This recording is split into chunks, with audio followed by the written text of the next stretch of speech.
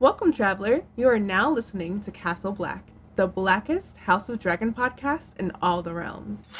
Castle Black by For All Nerds is powered by our listeners. Everything we do, from our podcast, live events, website, and more, are independently funded. Please continue to support us through our Patreon page at patreon.com/forallnerds.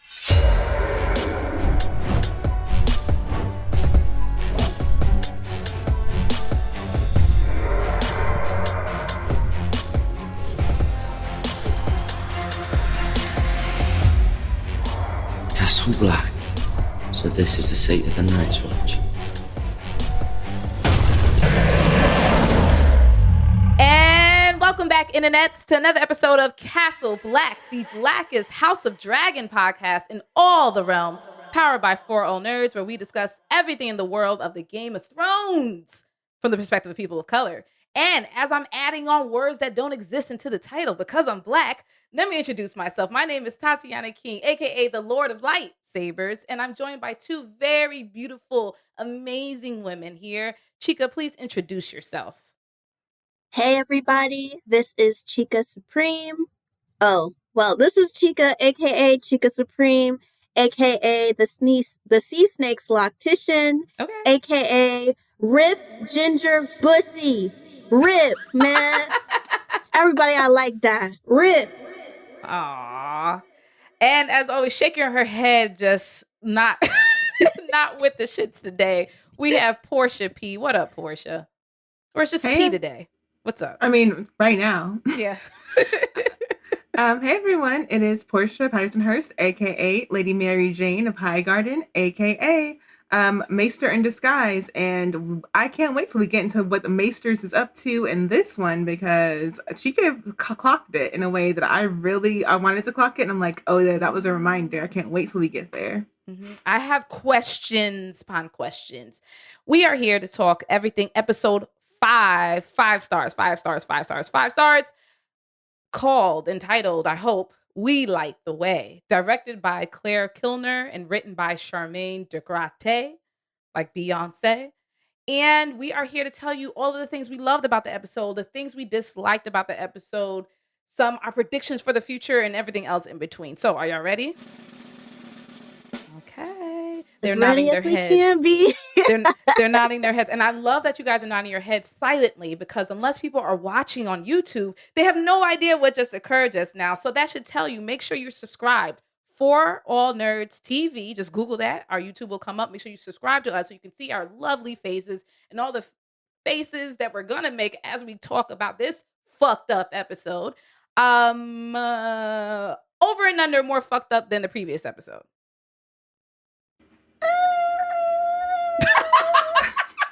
I don't like. I'm against. This is touching a little bit on Portia's dislike, but we won't fully go into it. I'm against homophobia. Yes. Ooh. Yes. So yes. We're gonna get into it. Yes. We're gonna get into it, but that part. So this might. So in the level of fucked upness, this episode might surpass what we just seen, even though level 4 episode 4 was fucked up beyond belief. So. I mean, all I can say is it's effed up in here. Like, that's how it's just really that effed up. Yeah.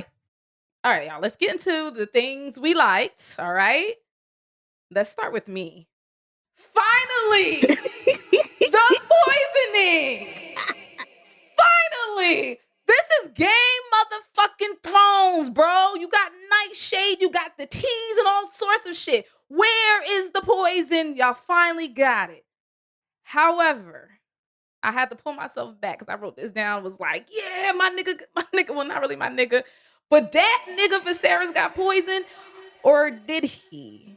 And I'm going to ask both of y'all to help me out to discern whether or not that's actually the case. As we see towards, I don't know, the middle end of this episode, when was it? Like, after all that, the fucking Maury episode that was going on in the hall, in the Great Hall during the wedding dinner, you saw Viserys lean over and he got blood coming down his nose, dripping. And, and the camera goes over to Alicent. You see her looking at him funny style. You see a whole bunch of shit going on, right? But we also know that Viserys been sick for a minute, for like a hot second. years. His shit is rotting. His shit's gotta smell crazy in there. Is it poison or is it COVID? Which one is it? Portia seems to know. Portia always has this knowing look on her face, and she's holding up the damn book. Go ahead. I had to pick up the tome because I was like, you know what? Like, I've been slacking because I've been relying on my memory a lot. And as I see people tweeting, especially the people who are following Castle Black, thank you, new followers too. I've seen some of you going straight to the text. And I'm like, you know what? Keep me on my game. You're right. I'm misremembering some things. And I need to stop relying on my memory and pull up the book. So I will say this. You're the Grand Maester of Castle Black, so you got to know. I will say that, like, the Fire and Blood is told from the point of view of a maester who has, like, is, like, writing on the history years and years and years later. Okay. And so you can't really truly trust all the things as they're being said because it's told from a maester, and the majority of the maesters are like second sons of different families, and whatever family they come from, they're going to have that perspective. They're going to paint whatever family alliances that they've had in that similar light. They're probably going to be a little careful about these things. And generally, they're very reluctant to point out when another maester is doing wrong. So you really have to read between the lines, unless it's a maester they don't everybody disowned, like it's a public disowning.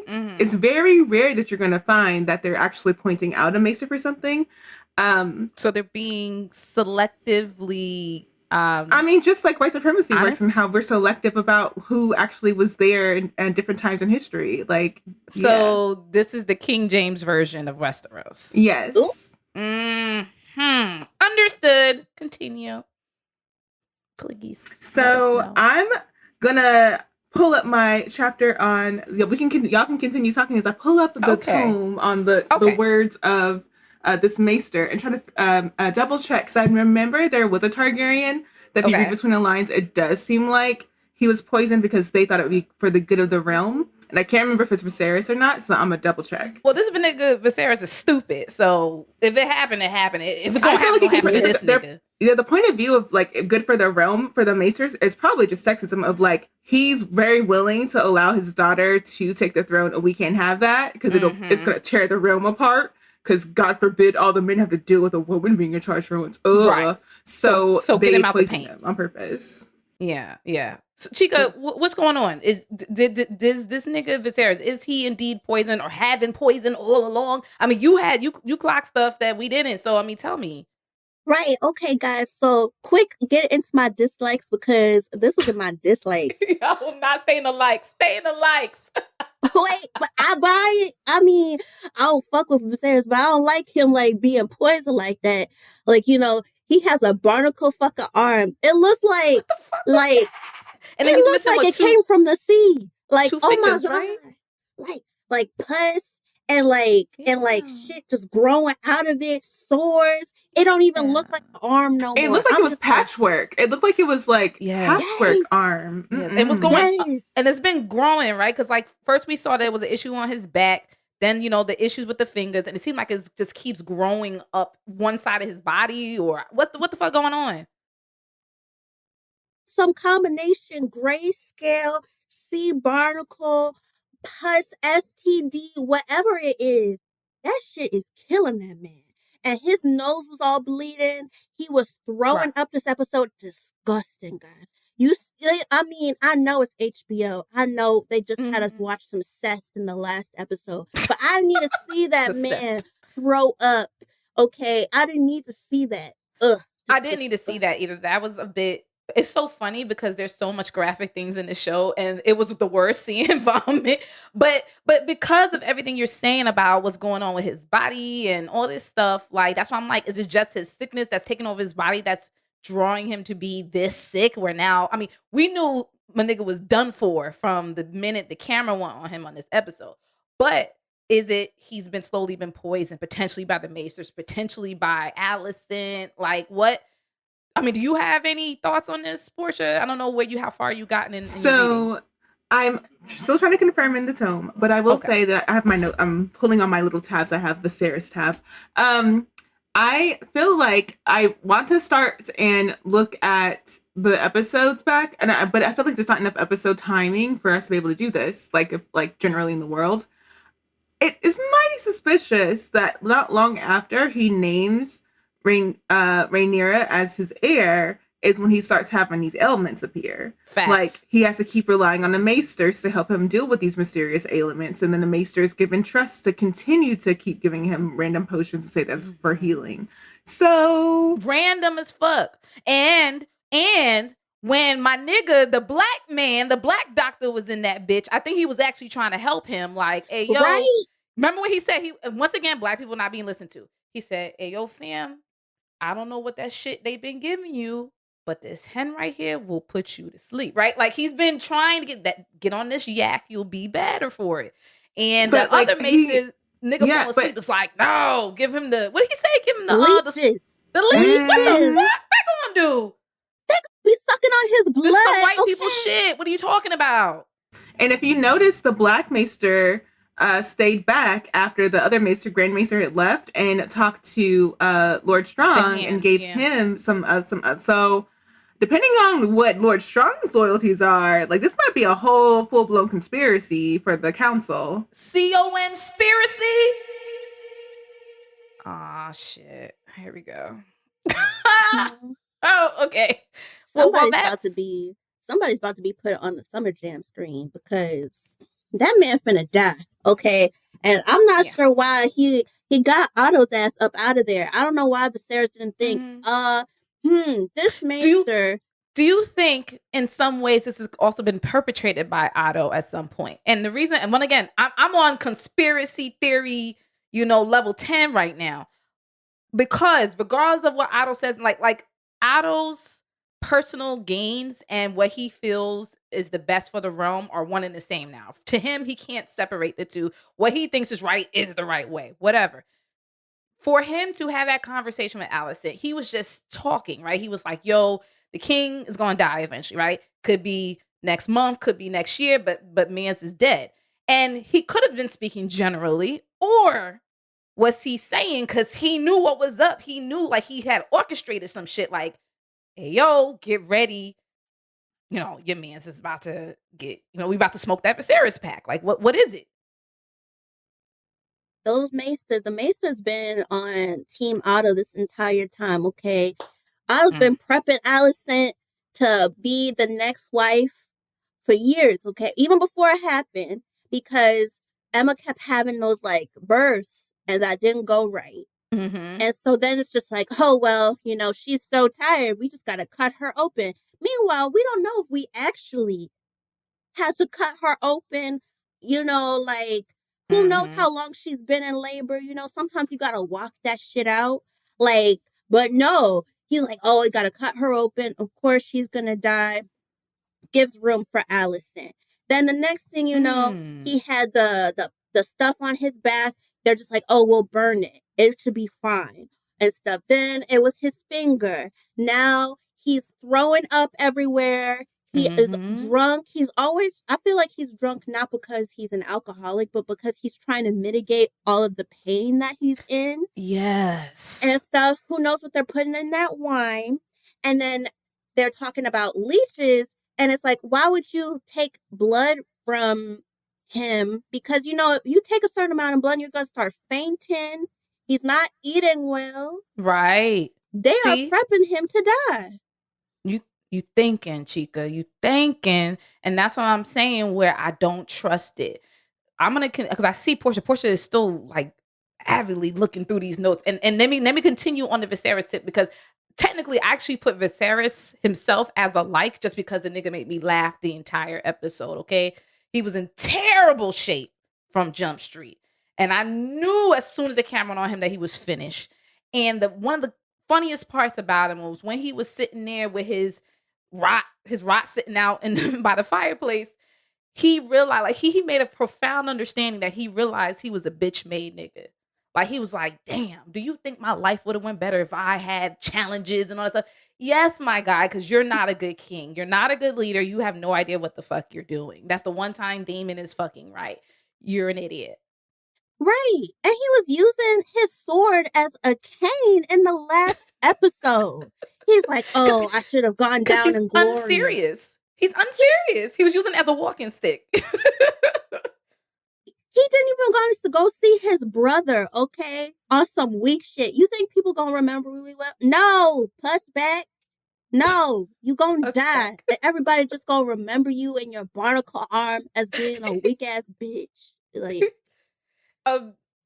his facial expressions the entire episode was making me fucking cry laughing because, like, for example, when he went to Corliss's crib and they told him that as we're calling him Damon, Day-Day's wife, Rhea, died in an accident, quote unquote.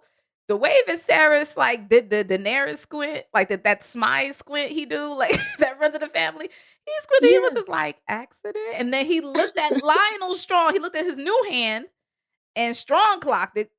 They were like, nigga, they ain't no damn accident. Remember, he just basically banished him. He basically treated like he's Mufasa and his brother Scar. He basically banished him from the Pride Land. So it was like, hey, yo, go back to your wife.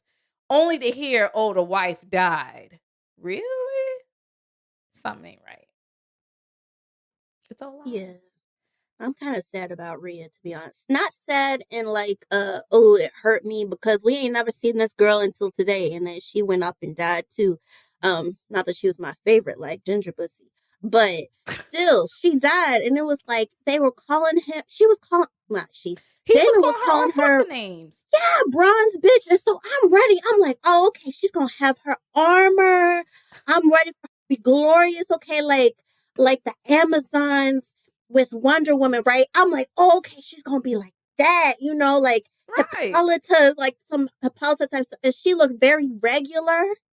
I was very disappointed, and then I was also disappointed in her weird ass horse. Like, y'all, you felt her get her arrow out before. I guess he did something to trick that horse.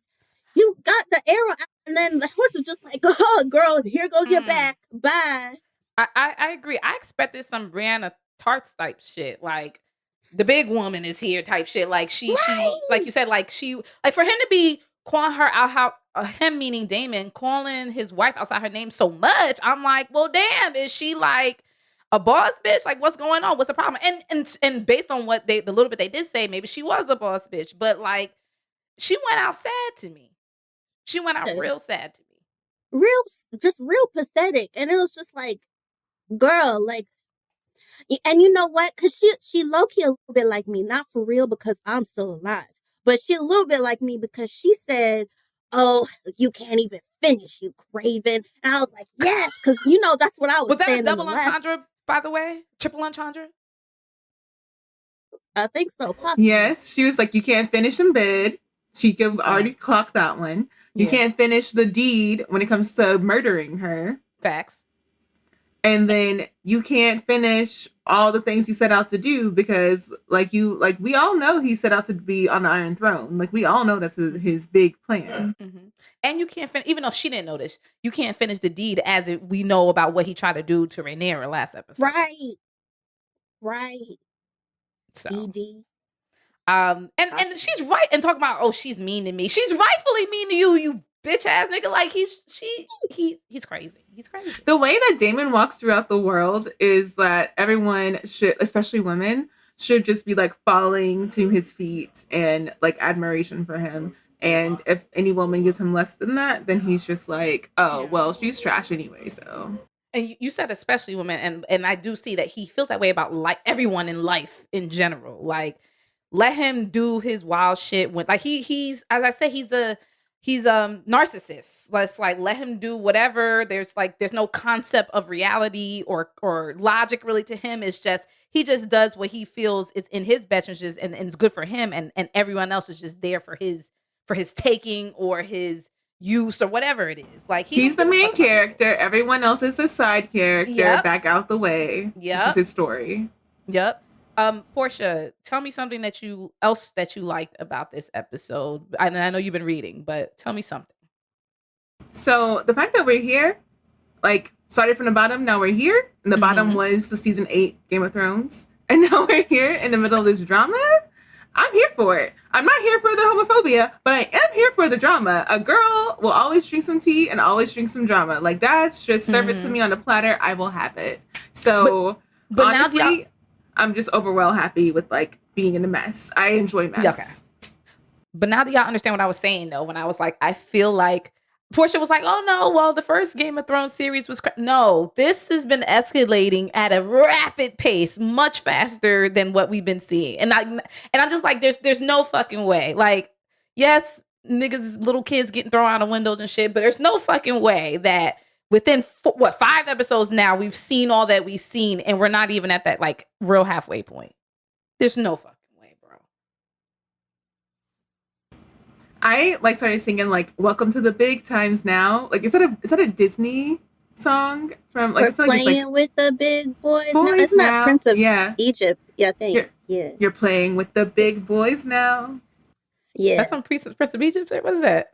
It may be. Because it was like I just said it because she said it. I don't know.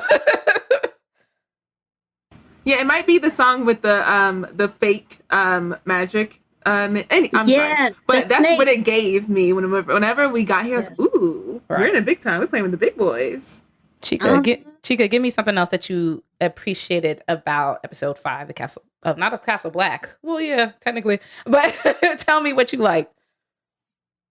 Like Corlys and Rhaenys relationship, because Corlys, okay, so he was just like, I'm finna press you, okay.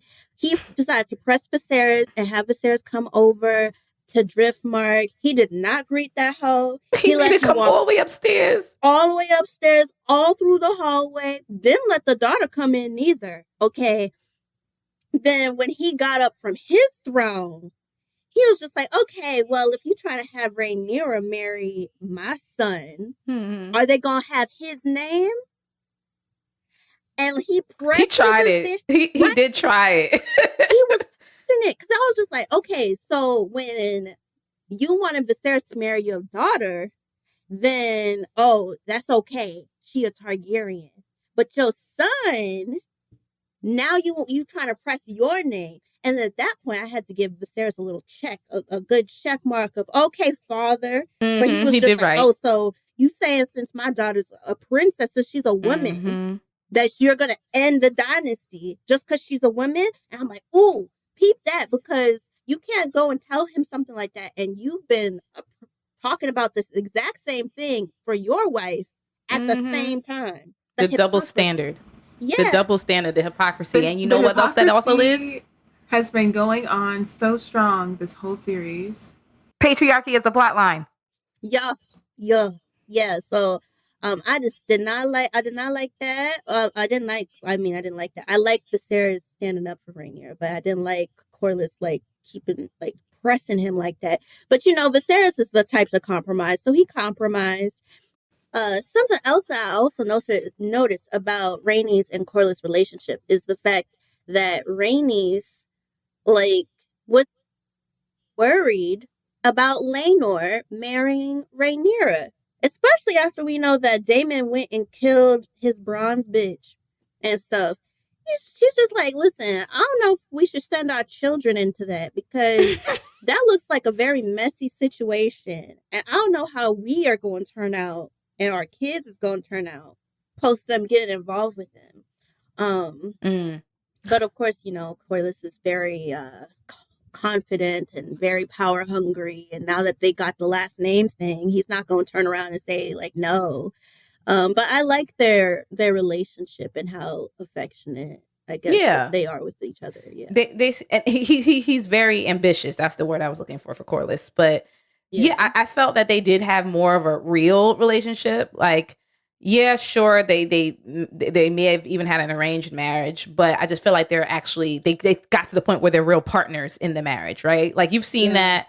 I don't know, like, if y'all watch things like Indian Matchmaker, stuff like that. Like, some of them, like, at first, clearly they don't know each other, nothing, but they grow to know each other and grow to be real partners and things like that. So I feel like that's what's going on with them. And it's more male ego, but him talking about, oh, I got to right the wrong that happened to you, the injustice. And she's just like, husband, I don't even give a fuck about that no more. Like, we're past that point. we passed the point where I could have been queen, all that, and I already come to terms with that. And it's like clearly he's still beefing with them about that. So it's just an interesting dynamic there as well. Yeah. One of my other likes, I like Lord Laris Strong, Laris, whatever that nigga, how you pronounce his name, Larry. This nigga is sneaky as fuck, but he's going. I mean, he's a mini Lord Varys. What is with these matching?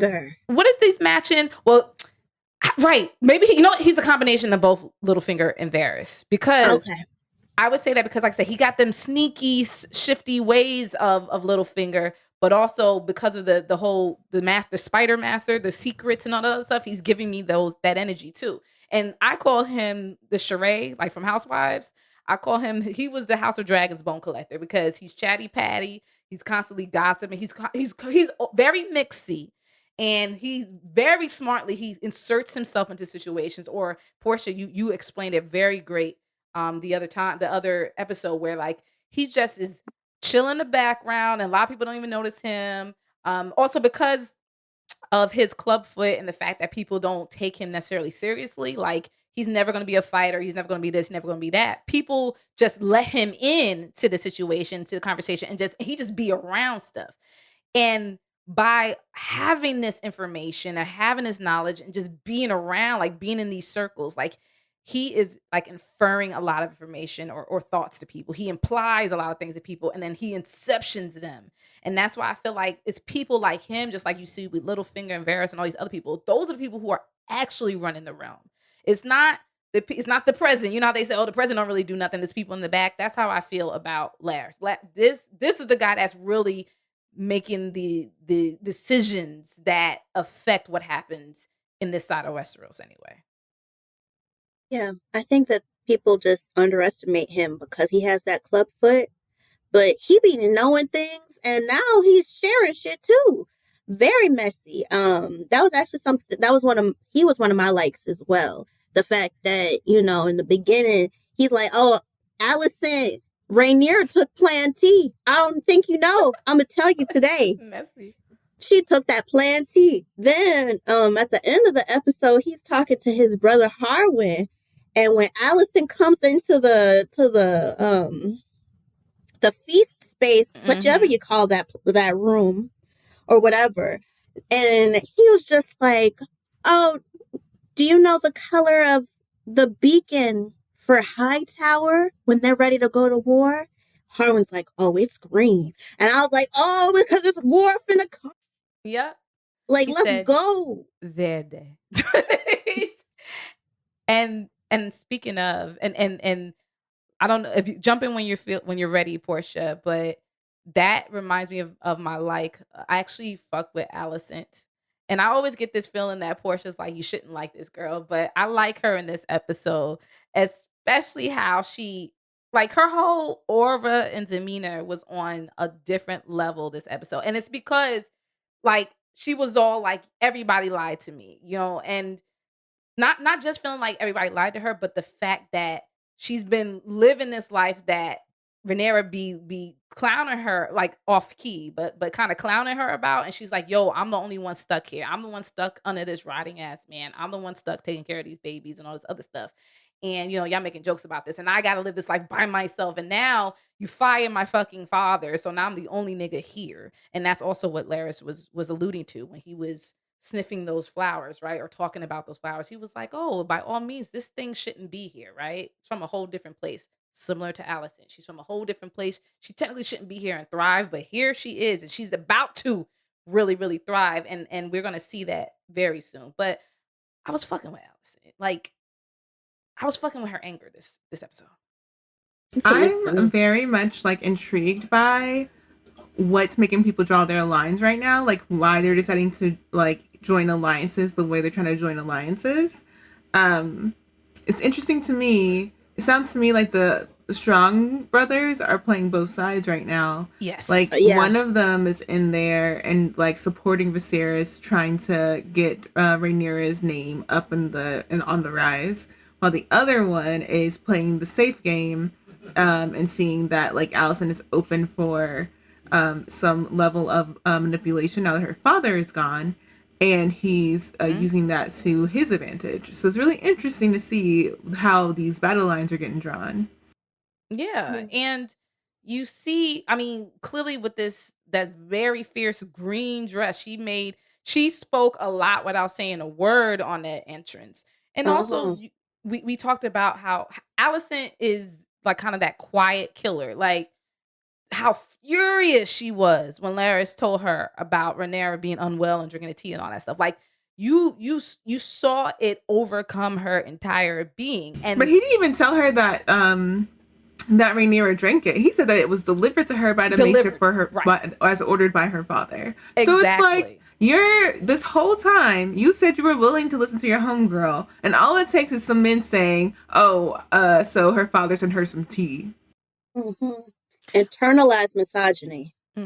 But hardcore. That, and also he's playing on her insecurities, right? Because also, remember what her father said, and what everyone's been saying, right? It's just like, she was like, well, my father, I want to believe Rhaenyra, and you probably got some false information. And the father's like, she's like, I believe her. And the father's like, no, you want to believe her, right?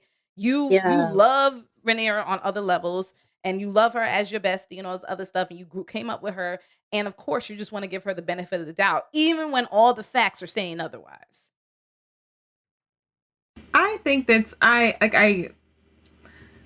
you've picked up on what I've been putting down. I feel like you're going to see there's going to be reasons to dislike everyone equally. Hell of yeah. course. Oh, heck yeah, man. So it's really interesting to me that like how we're playing the long game here, I guess, with the showrunners, with like, let's put the audience on someone's side.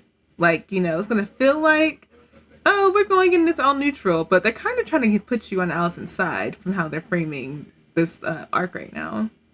I mean, we saw Viserys' arm. Okay, baby, Alicent has to be permanently on Summer's Eve for her pH balance. Okay, I can't help but be sympathetic for any woman that has to get down and. She didn't have to marry that man. Did she? She did not. She didn't have to marry that man. She didn't really have a choice. She didn't have a choice. She didn't have a choice. But she did. Her father was pushing her to do it. She didn't have to. Wait a minute. Homegirl was like 16 years old, 17 years old, and she's how many clearly 16-year-olds do you know who rebel against from the exact thing their parents tell them to do? Well, what's she supposed to do? Run the fuck away? Like, first of all, she was weak. She I don't even want to say weak. She can go back home. She can go back home. She can pull Rhaenyra, to be honest, because she could have pulled a Christian, did something ridiculous in court, and then got sent back home. Y'all are giving this girl way too much credit. First of all, she has to go. She doesn't. I don't know that she doesn't currently. She didn't have the like murdering spirit in her, so not full Christian. But all she had to do was enough to be unladylike in court and go back home. It don't take much. But would she even think that? Like, this is Alicent we're talking about. That Alicent that we see so far. I feel like the reason why she was freaking picking her freaking nails is because she was weighing all the options, and she's like, I'm gonna just go with this one. Like, she was afraid to do the rebellious thing, but she knew it was an option. She could have did it. I don't know. Especially because they keep shoving it down our throats that this is so patriarchal. You got to do what your daddy says. I just feel like because that is the standard of society, I don't think she's not a Rhaenyra. She's not about that life like a Rhaenyra who would do some wild shit. I'm not saying that she actually would have done it. What I'm saying is she knew she had the option available to her. It probably crossed her mind at some point. She sees how Rhaenyra is always running out. She's like, should I be a runner? No, that's wrong. We shouldn't do that. But it's probably crossed her mind. Well, she's a good girl, or at least initially anyway. So she wasn't gonna do none of that. She just wasn't gonna do that. I just don't see it for her. She don't have that in her spirit. But you did name a person that gives me my last like for what I really, really loved about this episode, and again thought it was the funniest fucking thing. This love triangle octagon drama, pentagram. I don't even know what to call it at this point. It's so hexagon. I'm calling it pentagram because it's going all over the damn place. Like, the entire wedding dinner was hilarity, was comedy. You saw how each of these different people who are involved we talking about Ser Criston Cole. We're talking about Rhaenyra. We're talking about Rhaenyra. We're talking about Ser Joffrey, which is Rhaenyra's lover. We're talking about Daemon. We're talking about Rhaenyra's sister, and we're talking about Alicent. So and in some ways Viserys too. So we're talking about all these people all together, side-eyeing each other. Like you see, like it's so many things happening where it's like so much is being said without being the words being spoken. Where you see people looking at each other weird or doing these being sneaky and stuff. And as all this is going on, to me, after a while, it's pretty obvious. And I'm like, is anyone else like the guests like peeping any of this shit? Like it's like maybe he was slick with it, but Rhaenyra like rubbing all up on Joffrey. I was just like, sir, you're in public. And then the whole Damon, first of all, Damon busting in was fucking hilarious. Just the way he just walked in like nothing, like ain't nothing happened, nothing was wrong, he ain't do nothing. The nigga got the audacity. But especially how he was interacting with Rhaenyra and in front of Viserys. I'm just like, no one else saw that? I feel like people did, but what could they, like, what could they do? Like, even when Damon showed up, obviously he's not welcome. But, like, since it's supposed to be a wedding, it's supposed to be a joyous occasion. Viserys can't, according to his character, he could have been like, get this bitch out of this hall right now. But he didn't do that. He was just like, okay, just go get him a chair. Just put him over there or whatever at this point. Like, but I think when it comes to Damon and Rhaenyra, like, Damon thought, because Damon doesn't know that Rhaenyra got hers, okay? So he thinks that Rhaenyra was like fiending. Like, ooh, she still is. I want my uncle. Mm-hmm. She still is. Yes, child. But either way, she basically was just like, oh, well, if you gonna do something, you gonna do something, you gotta be about it. Whatever. And even when it came to that, everything happening, I don't know. At first, I was just like, maybe Rhaenyra's gonna get taken. I was like, oh shit, he's really gonna do it. I'm like, I was all excited or whatever. I was like, is she about to get kidnapped? Like, when she got knocked down on the floor, I was like, she about to get kidnapped. Somebody to take her. Right? I mean, Rhaenyra was daring him. And my thing is, why I also say why she is fully in love with her fucking uncle, because the way she's like, so why don't you just kidnap me and take me back to Dragonstone? Like, she wants that shit to happen. She was like, just fucking do it. Kill my father's king guards and let's go. Like, she wanted that shit to fucking happen. And you see all this disgusting, but you see all of this sexual and intense energy between them. And I'm just sitting there like, I'm saying ick on the one hand, and are they, wow, what's really about to happen? Now I have a question for y'all, because someone has to explain this to me, because that's the other reason why I was like, this is a fucked up episode, because I don't understand how this shit occurred. And we said it a little bit earlier, but now we can go into it. Why did Criston flip the fuck out like that? Rip. Yes, Rip. What you call him, ginger pussy? Rip ginger pussy, okay? But Joffrey's die at weddings. Don't name your child Joffrey. He never gonna make it to the aisle, okay? First off, he was just like, okay, she's gonna let me. She's gonna be your beard, because that's what she was talking about. Yeah. Oh, she was talking about duck, goose. Okay. Well, I'm talking about some people like duck, but people like goose. And he was just like, oh, there ain't nothing wrong with goose. She's like, that's a little greasy. Right. I'm like, okay, girl, why don't you just say he's gay? Speaking of all these codes, right? I was like, nigga, he's gay. You're bi. Let's keep it pushing. But my thing too was like, I was like, oh, is she running off of court whispers? Like, is this why she's making illusions? But the more that I saw the episode, I'm like, I feel like because they kept alluding to the fact that like cousin, and how they like had been hanging out as children or something, and like whenever their parents are talking about them, they're like, well, they spend a lot of time together as children and blah blah blah. I'm like, they know each other's tea. Like, they know each other's tea. So why are we alluding to things, girl? Just say what it is. Just say it. Okay. Say it. And then they were kissing, right? Okay. Oh, yeah. So they were kissing and everything. Mm-hmm. I'm just like, these bitches haven't even left yet. But okay, so they were on the seashore and stuff. They couldn't even wait. Comes and like he comes and he's behind him. He was behind him too. Like, yes, because I mean, I'm assuming Rhaenyra was doing the bending, but I don't know. But either way, So he was behind him and Who's like, the top? oh, Who's yeah. the bottom? Right. They can both be Just versed. like- It don't matter. Keep it. This It is their don't matter. business. Whatever they want to do is, well, whatever they used to do. Well, fine. that takes me back to my question though, because again, because we're seeing these episodes ahead of time, I don't have closed captions. I don't think you guys do either. So I told you one of the things I hate about this is the sound quality, the ADR, lack thereof, because I don't know what the fuck they be saying.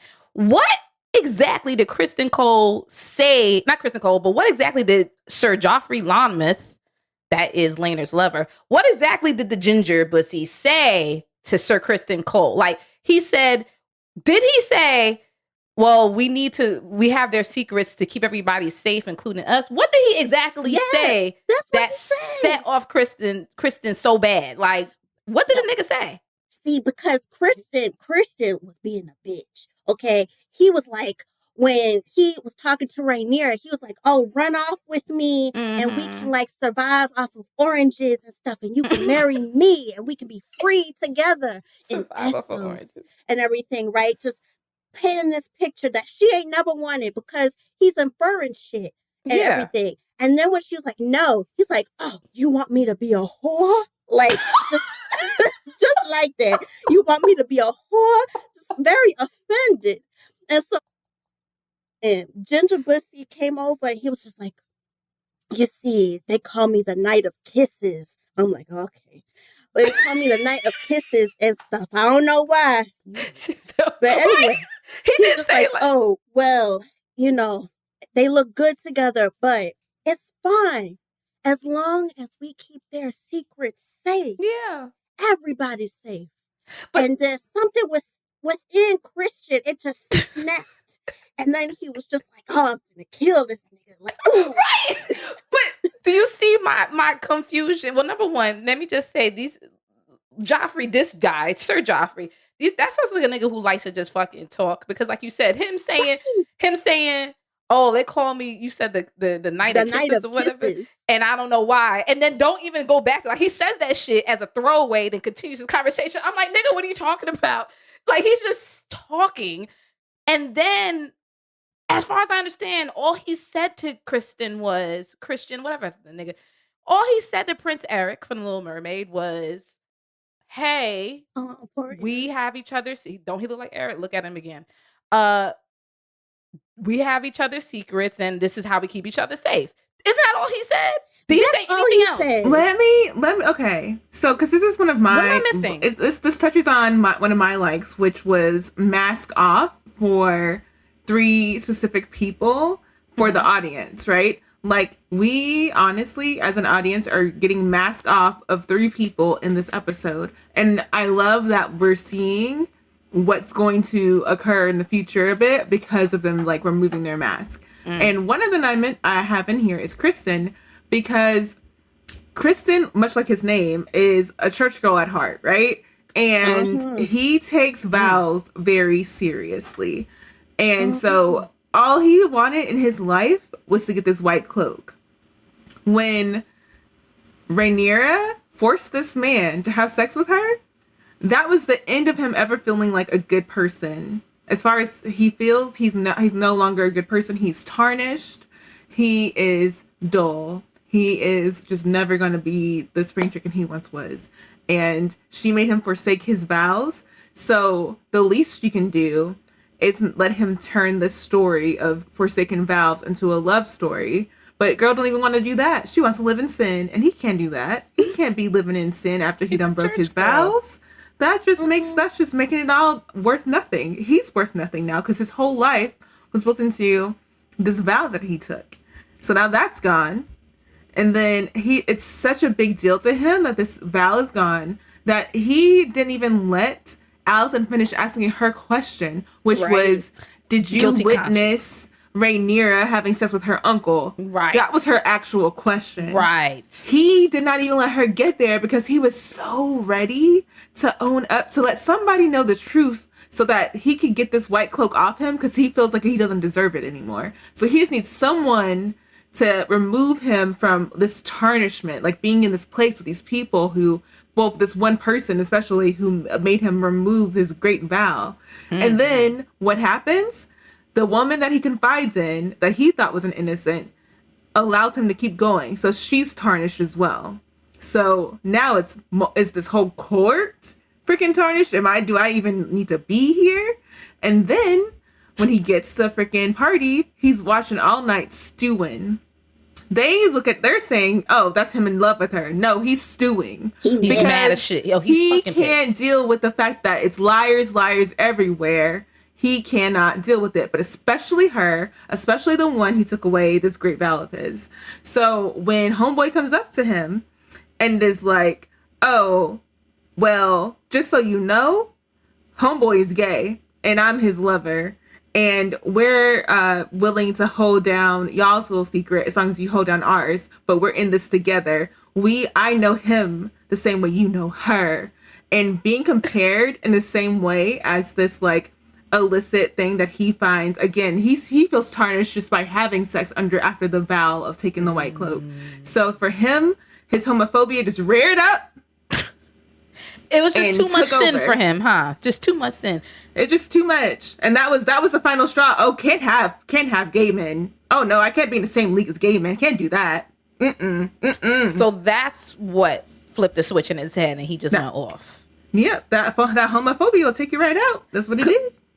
Child, when I was sitting there and I felt like Viserys, I said, what in the seven hells? Like, I just didn't understand what happened. Like, you heard the scream, you saw the tussling, and I'm just like, why are the girls fighting? And come to find out, is this nigga Ser Criston? The girls are still fighting. And I'm just like, but why, my guy? Like, and I played that scene or that part of the scene several times, maybe 7-8 times. And I'm just like, what is it? I was like, did Sir Joffrey rub up on his dick? Like, what happened? Like, cause you saw how the camera also zoomed in when he was holding back the sword and all that. I'm like, what is going? I'm like, was he trying to say, oh, he was stopping himself and wanting to pull out the sword on him right then and there? Like he was gonna pull the stick out on him? Like, what is going on? I could not understand what could possibly trigger him to go off the deep end like that. But what you're saying makes sense, Portia.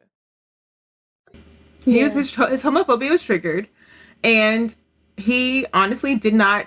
And I also think too, more primary thing, that homophobia triggered it. But he was already on one, and he did not want to be there anymore. He was trying to get Allison to take off his white cloak. Now he can, as far as he thinks, this is going to actually put him out of there. He can't show his face in court anymore, and that's why he's willing killing himself, because he has always lived for this vow. He's tarnished, and woe is me, I must kill myself now. But honestly, I'm not gonna hold you. He was a fucking bitch, and my thing is, if you want to get out the game, take yourself out the game. Yep, right. You don't take other people out with you because your freaking homophobia got triggered. Exactly. I'm not here for that. And like you said, he was really waiting on Alice because he felt it was the guilty conscience. And he thought karma was coming for him, but even though he's such the good son, and like Allison was like, like she was talking about something totally different. You outed yourself.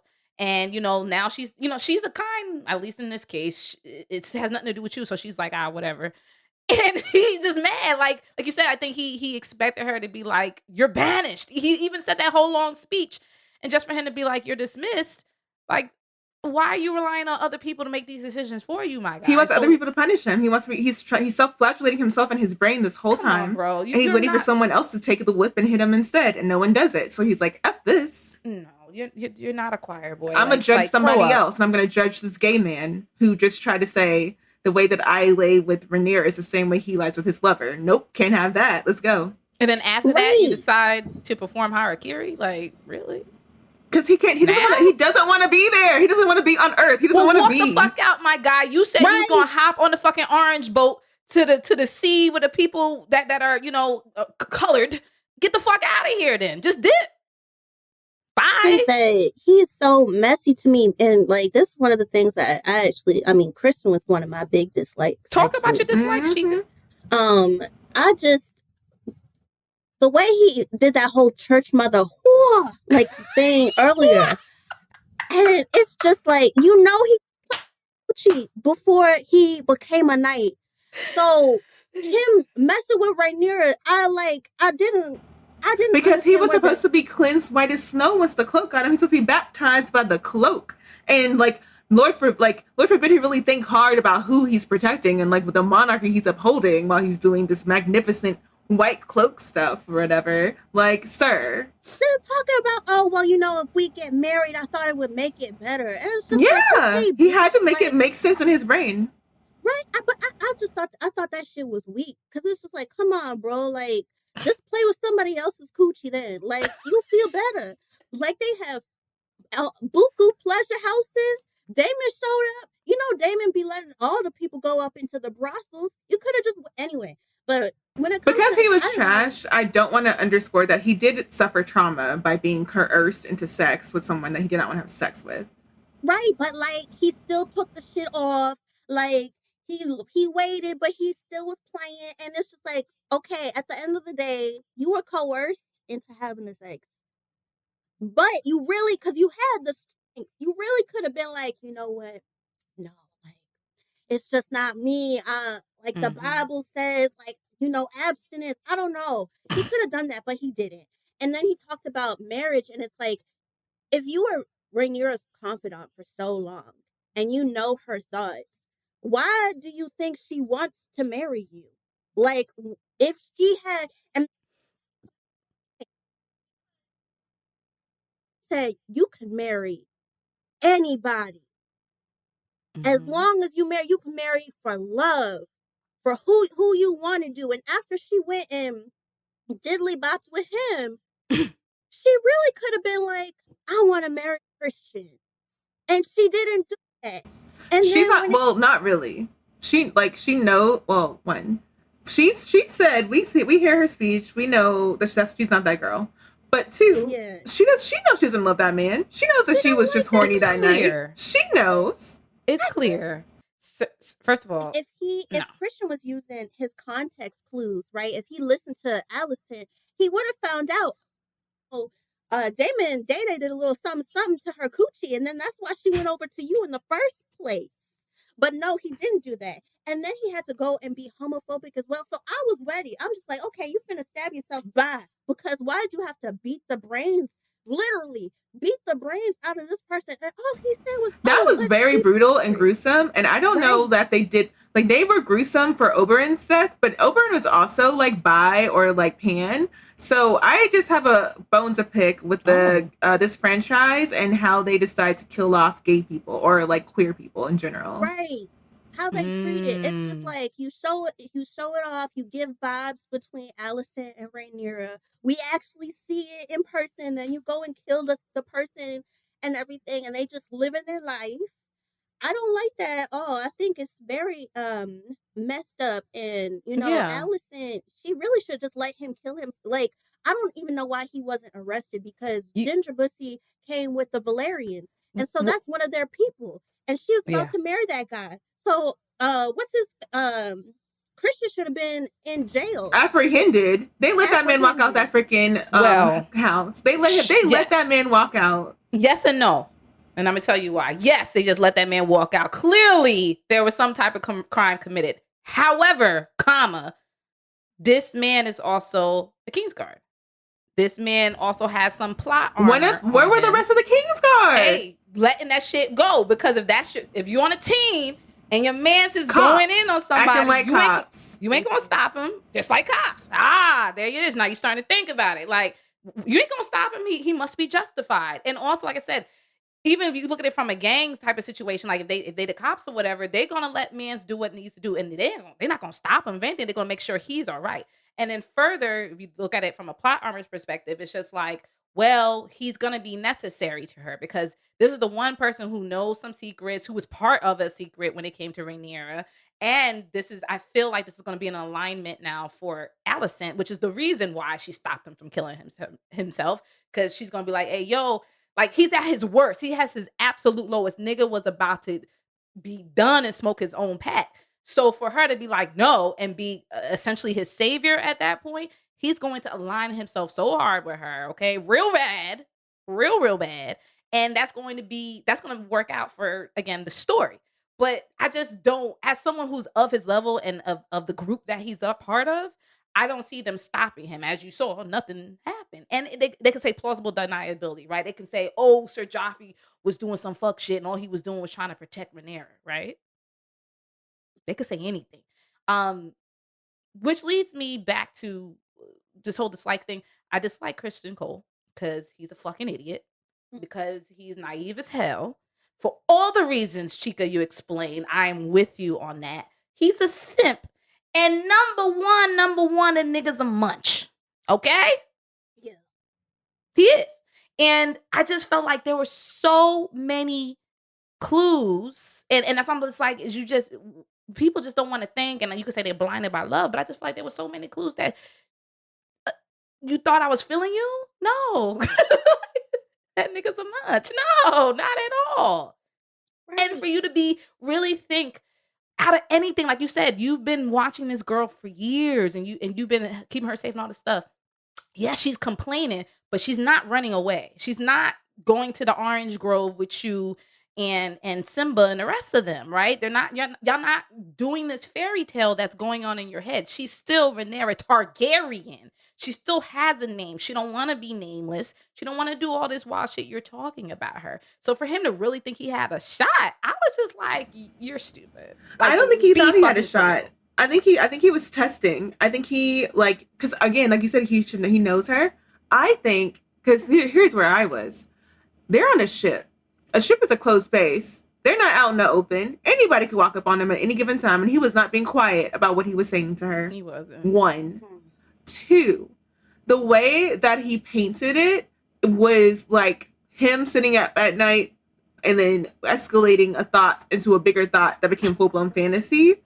And none of it was based in anything that you could see like he had previously spoken to her or whatever. Like, remember that time we was talking about orange groves? And no, it was all full-blown fantasy for this man. It's not realistic. So I feel like he, like, a part of him really was, it was on, because as soon as she said no, he turned. He was not on fantasy. It wasn't like, oh, we're in love. I can't believe you don't want to do this with me. It was on, well, then to justify why you made me tarnish myself as a Kingsguard. Isn't that a man? Incel. Isn't that a man Incel. too? Okay, and I have to do the disclaimer, not all men. But I'm just saying, isn't that the typical toxic response? Why would you not want to be with me? I took your virtue. I've been protecting you all this time. Essentially, you are mine and I'm owed you because I don't have shit else to my name but this white cloak. And you took that away from me. So why would you not be with me? But it's like, is that not what you wanted to, like, it's like when you coerced me into having sex with you, I thought, well, at least I'm going to get some richness out of this. Like, this rich girl and I are together now. That's what it is. What kept me warm at night was the idea that now we're going to be together. And now you're telling me that I'm not worth me taking off my cloak for you? Then what did I do it for? And I'm going to blame you for it. Because you're a munch, my nigga. And that's what you're here for. Be a whore. As you That's how he feels. Like he is a church girl at heart. Like he really is. God. Yeah, a church girl trying to be Camilla, right? Camilla?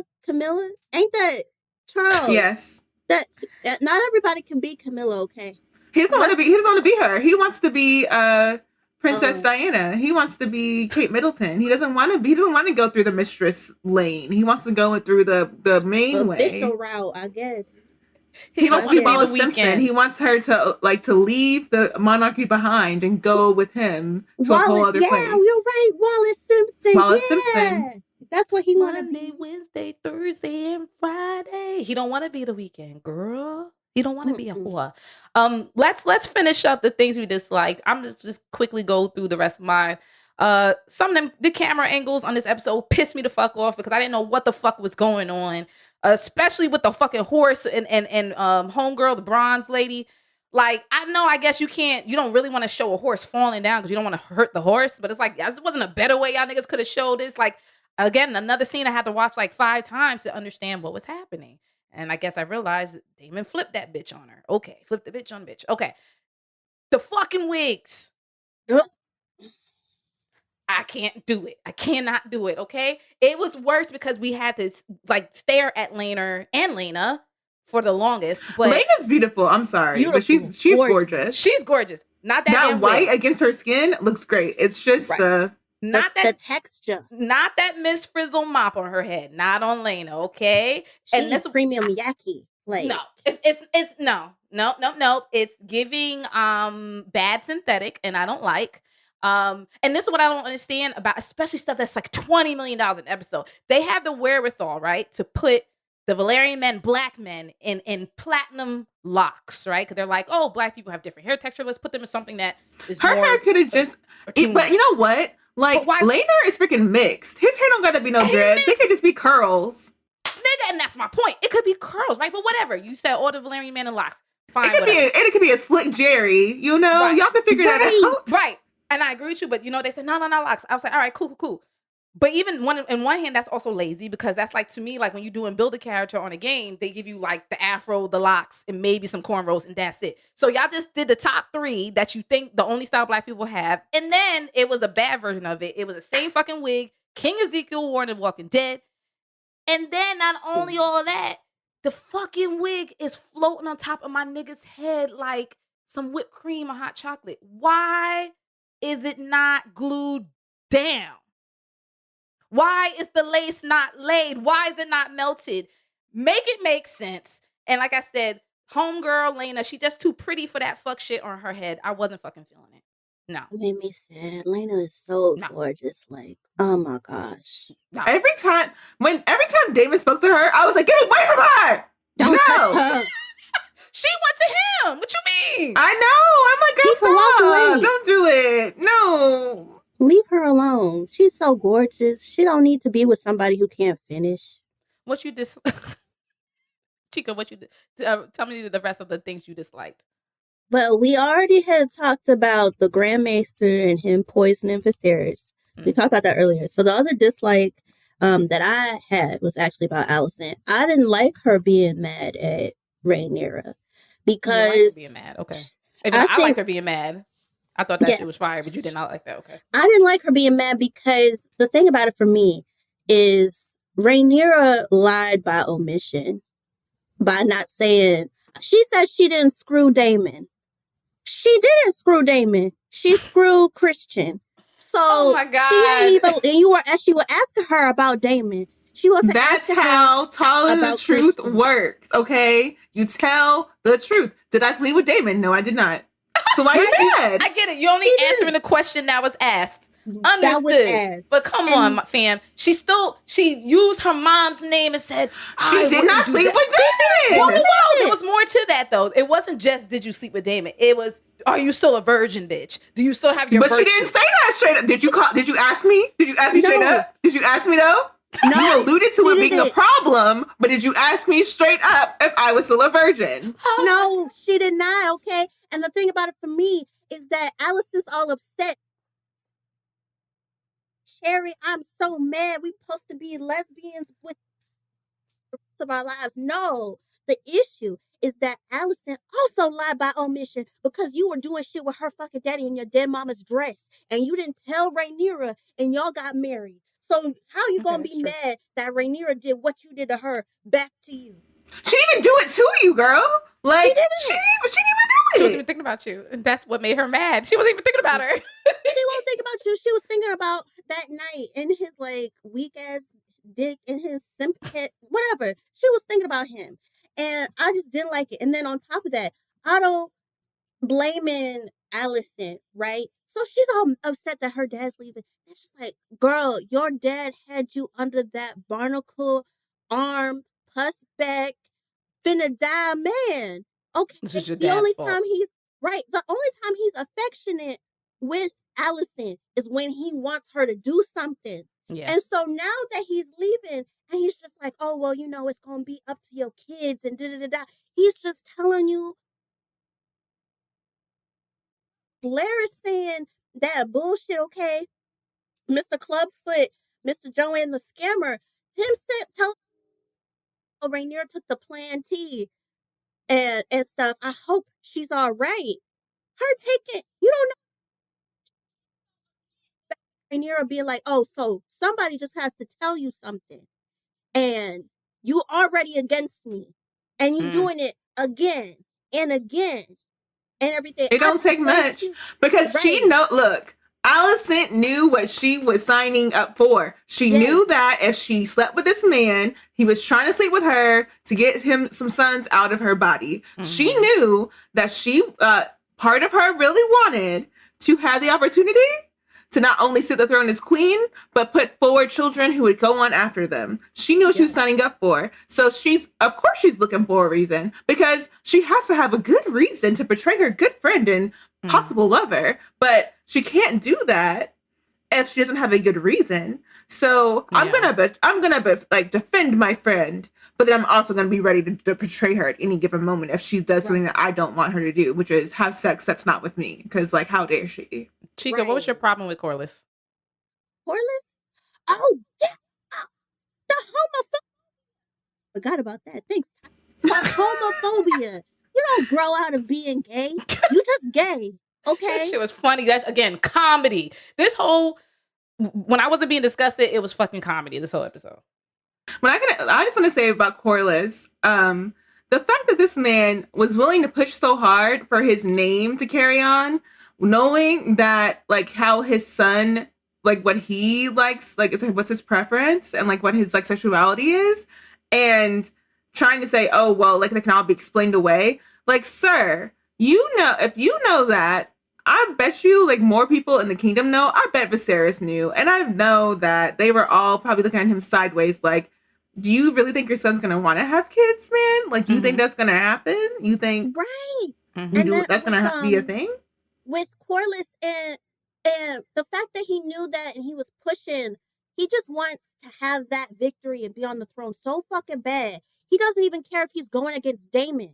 Because how can you know that Daemon deadass killed his wife? Everybody knows he killed Rhea.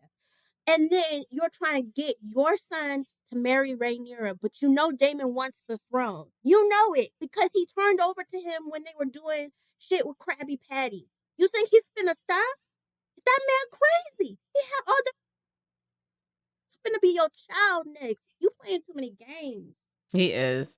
Porshea, what's your problem?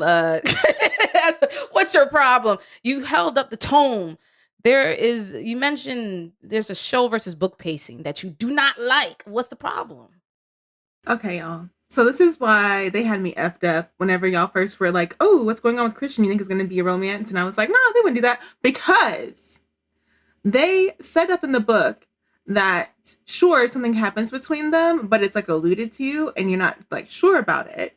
Okay. And it doesn't become a problem till later on in the messiness. Like, they're grown adults by the time stuff really starts popping off in a way that becomes a problem.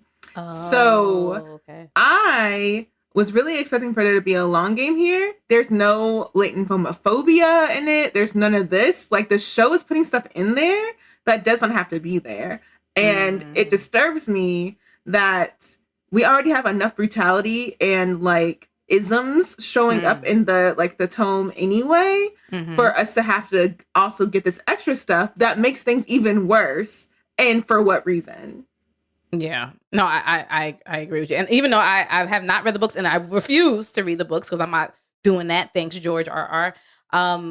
We have you, and for you to say that now, that's making me look a little sideways. And then your final thing, you looking at Daemon sideways because he has an issue amongst the many. Yeah, like I mentioned it. Like, please, like, keep beautiful Lena away from this man. I know we're gonna get what we're gonna get. I'm not whatever, but like the way that he is so completely shysty. And after he murdered his wife, her cousin was like, oh, I'm going to look for recompense. We're going to get some revenge over here. He was like, you can try, but let me tell you about how I'm taking that freaking inheritance. Let me tell you about how you can look over your shoulder and see if you can still be rich tomorrow. Because you think me killing your wife is enough? Try to prove it. And also try to keep me from your money. Man said his full name and he said, and can I help you? Just comedy. All right, y'all. Let's close this out with our chaos is coming and also any other mentions or inspirations and stuff you wanted to talk about. Chaos is coming, which is our forward thinking kind of in the future or questions that we have about what's going to happen in the future. Two of mine have to deal with blood. And I think it was blood, but why early on we see I think that's the God's wood, the tree with the person on it, the man in the mirror.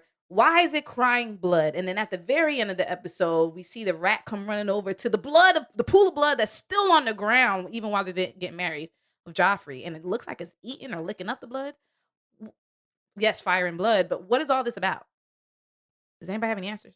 So I just noticed that most of the time when the Godswood trees are weeping, it doesn't necessarily mean something major is going to happen in that episode or even like big in the next episode, as you can use from like previous Game of Thrones episodes. Is it weeping sap? Because it just so it looks the like red blood? the red crying sap, right? Okay. But it does feel like it's like it is foreboding, and you're supposed to take a level of like, I guess, like resonance from that. Like some like the Starks have winter is coming as their motto for many reasons, but like one, they're like one of the only noble houses in a realm that still worship like the Godswood trees.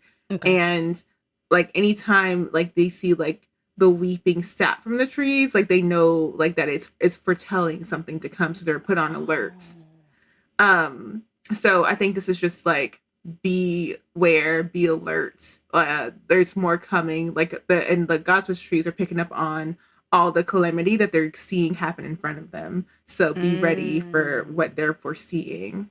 So that's why they're weeping. And then the whole thing with the rat feast and the blood, like I know there's been a lot of allegory and stuff put into the show, and also like a lot of scenes that were being made literal. Like I was learning about it before, where they were like, Daemon rocks the boat, and like literally, when they say he rocks the boat, meaning like he doesn't follow the rules that anyone does. He's always doing something wild.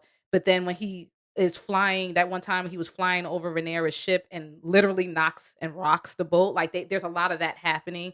They explain things like, and when they explain these things, I'm just like, how the fuck did I miss this? They explain things like the fact that Viserys' hand is slowly rotting, and they're showing that his hand is rotten. The king's hand is rotten. Who was the king's hand? Otto.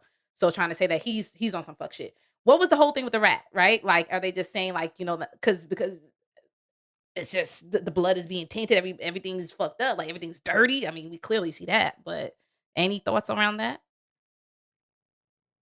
No? Man, I mean, Ginger Bussy died, I guess he was a sweet man, so the rat was just tasting the sweetness in his blood, I guess. I'm not asking Chika these Not questions. a vampire rat. I'll make up my own shit. I mean, I feel like it's pretty clear. I feel like it's very much like there's some rats in this house. Like it's this marriage is full of rats. This council is full of rats. This court is full of rats. Like it's all rats, and they're all out for blood. Mm-hmm. Okay. What about the rest? You guys talk through the rest of your Chaos is Coming thoughts. Oh, and then we have to do Dragoon of the Week. Mm-hmm. So the Strong family, now that Lionel Strong is the hand and stuff, I mean, obviously Viserys' hand been fucked up, but maybe he's also fucked up too, and that's also why you saw the shit just grow all the way up to his shoulder or whatever. And they look to be playing sides because Harwin saw Rhaenyra going off with Daemon back when they were going to go do Cesty things, and then Larys was like, oh, well, I'm finna tell Allison about Plan T. So I'm thinking that they just want to F stuff up so much that maybe they aren't going to be, Targaryens no more.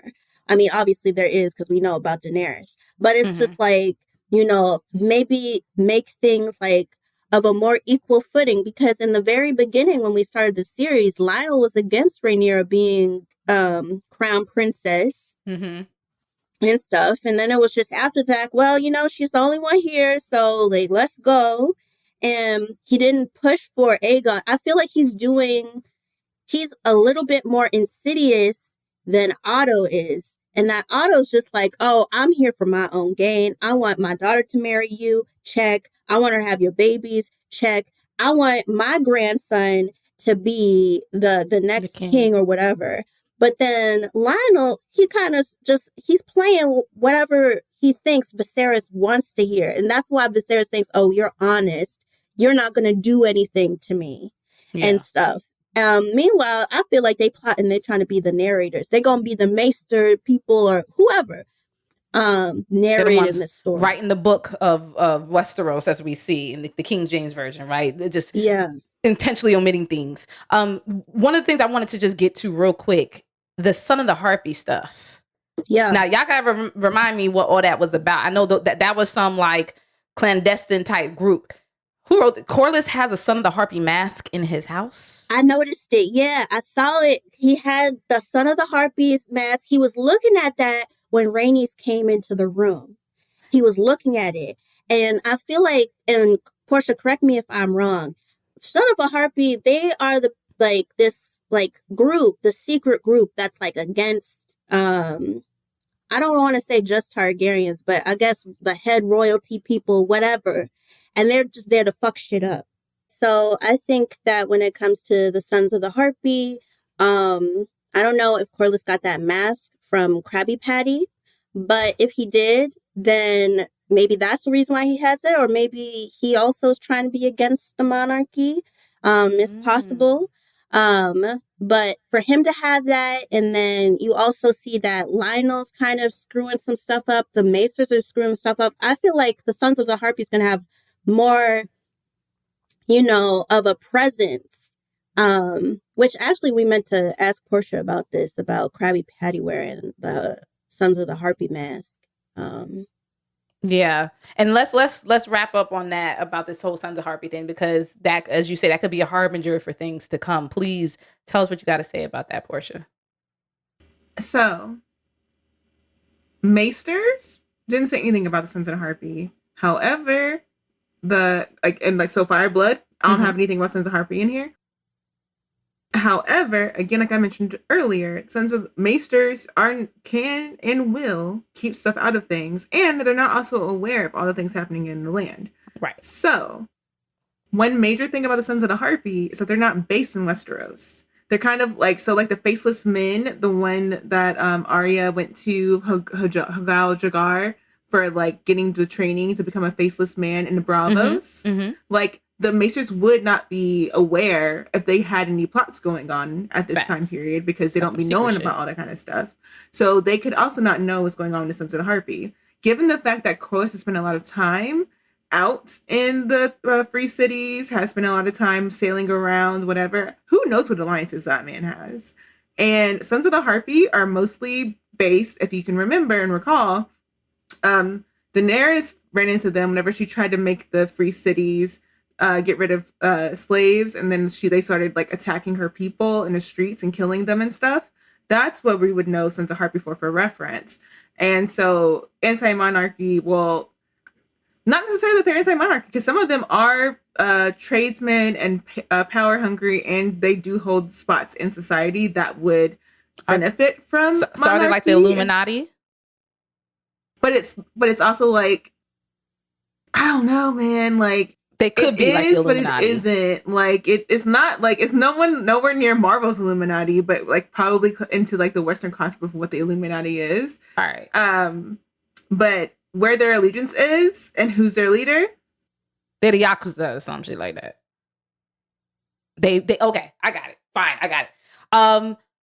Real quick, for obvious reasons, I ain't gonna go into why. The Dragoon of the Week? Mine's is Ser Criston. Cole. What's yours, Chika? Mine is Grand Maester Malos. Is that the white nigga that wants to use leashes all day? Yeah. Okay. Idiot. Portia, who's your Dragoon of the Week? Okay, I just want to play this right. Are we doing Goon is a person who is like trash, like the worst person in the episode? Or are we doing Goon as like the MVP of the episode?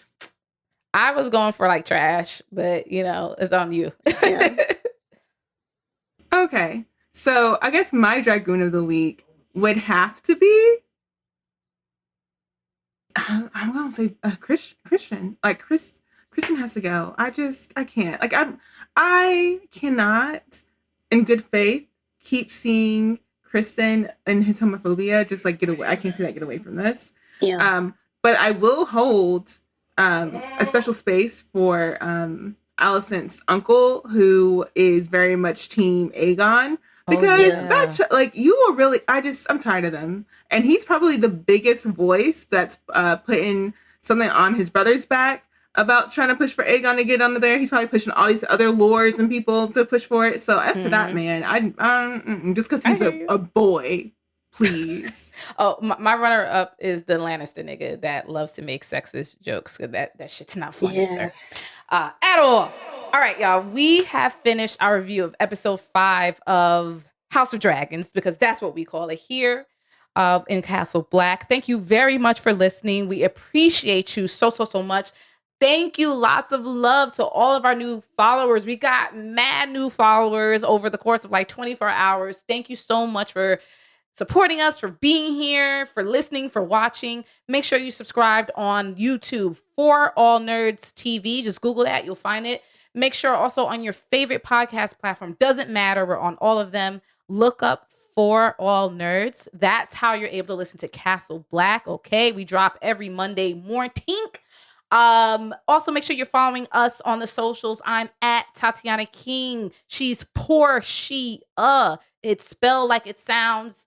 And also Chika Supreme, as you see on your screen, at her. If you want to talk to us individually, also follow the podcast, Castle Black Pod. And that way you can do some live tweets with us and all the shenanigans that go on there. Make sure you're also following For All Nerds for information and shows and podcasts and shenanigans about everything in geek and pop culture. So that be Marvel, film, TV, music, whatever. We talk about it all. Thank you to everyone who supports us. Please, we are an independently funded organization. This is how we do things nice and easy. I sound like Tina Turner, but this is how we do these things. We do it because of the love, and we do it because y'all help us. So please do that a couple of ways for us. Go to Patreon, patreon.com/For All Nerds. That's how you are able to support us financially. Every tier is a good tier. You get special privileges. And the other link that I was actually spelling out, which is our TeePublic, tpublic.com/stores/For All Nerds. That is our merch page. So you can get really cool designs on a mad shit. You can get it on t-shirts, hoodies, masks, books, cups, whatever. We got it. Please support us in those ways. And please make sure you are sharing, liking, reposting us, and just telling us how you feel. Give us some comments. Let us know whether you agree or disagree. That's cool. Just keep it all respectful. We appreciate that.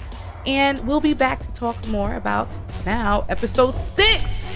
See you soon.